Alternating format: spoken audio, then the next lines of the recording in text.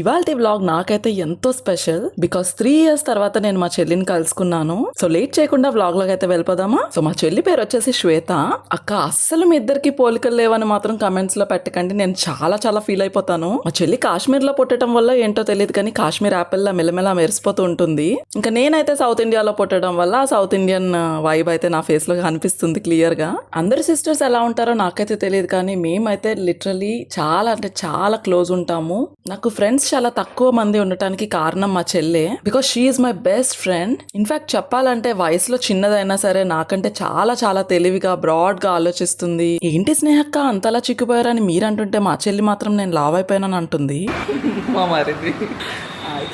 Hello, ముగ్గురు చెల్లెళ్ళు ఇంకా అందరికీ ఒకే రూమ్ క్లమ్జీ అయిపోతుందని చెప్పి ఇంకొక రూమ్ కూడా బుక్ చేశారు.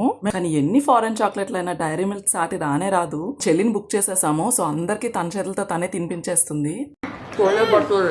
మా చెల్లి చూడటానికి కామ్ గా కూల్ గా కనిపిస్తుంది కానీ వాళ్ళ పిల్లల్ని అడిగితే చెప్తారు ఎంత స్ట్రిక్టో స్కూల్లోని. మా చెల్లి ఢిల్లీ ఇంటర్నేషనల్ పబ్లిక్ స్కూల్లో టీచర్ గా వర్క్ చేస్తుంది. సో మా చెల్లి వాళ్ళ పిల్లలు కూడా సేమ్ స్కూలే. ఇంకా టీచర్ గా ఎంత స్ట్రిక్ట్ ఉంటుందో వాళ్ళని అడిగితే బాగా చెప్తారు. ఇంకా పోర్టబుల్ ఫ్యాన్స్ అయితే కొన్నారు, అవన్నీ కూడా వాళ్ళ పిన్నికి చూపించి వాళ్ళ పిన్ని మీద ప్రయోగాలు చేస్తున్నారు మా వాళ్ళిద్దరు.